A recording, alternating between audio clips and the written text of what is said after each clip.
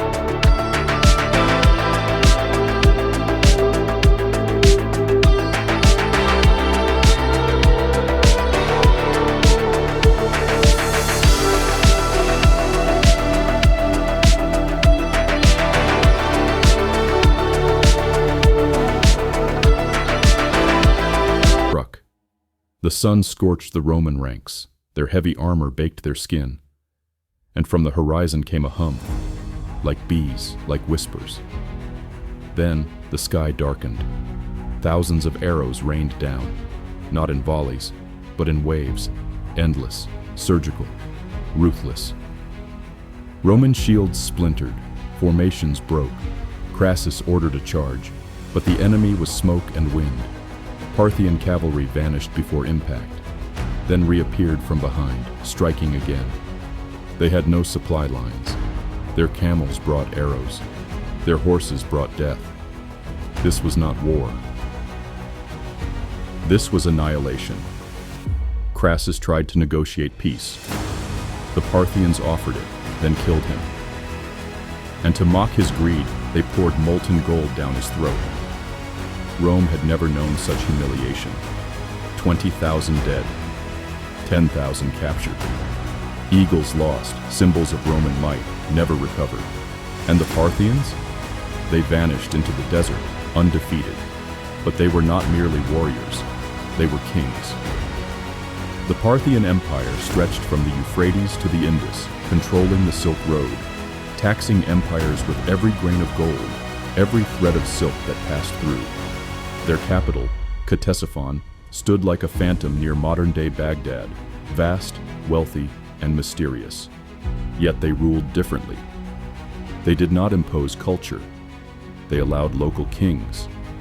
They ruled not by crushing identity, but by absorbing it. Greek, Persian, nomad, all found space within the Parthian sphere.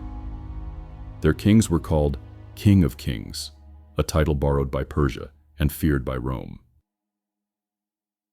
And yet, for all their power, they remained in the shadows. Their history is fragmented, their voices missing. But every time Rome pushed east, Parthia struck back, not with brute strength, but with strategy, deception, and timing.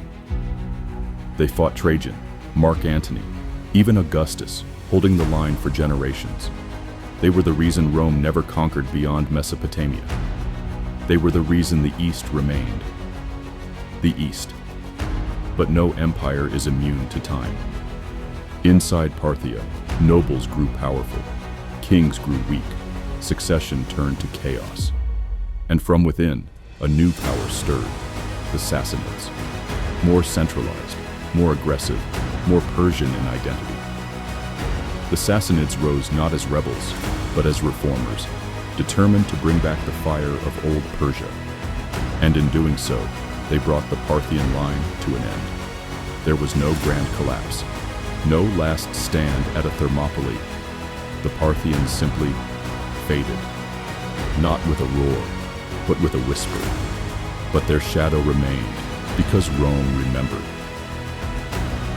Every Roman general who marched east remembered Carrhae, remembered the arrows, the silence, the gold in Crassus's mouth. Parthia taught Rome humility. They proved that even the greatest empire can bleed, can lose, can be made to kneel. Today they are ghosts, their palaces buried, their records scattered, overshadowed by the Persian empires that followed. But in the echoes of history, in the gaps between empires, in the fear that once gripped the West, you will find them. Not as conquerors, not as builders, but as shadows on horseback, riding through the sands of time. Parthia, the empire that never sought glory, but took it anyway.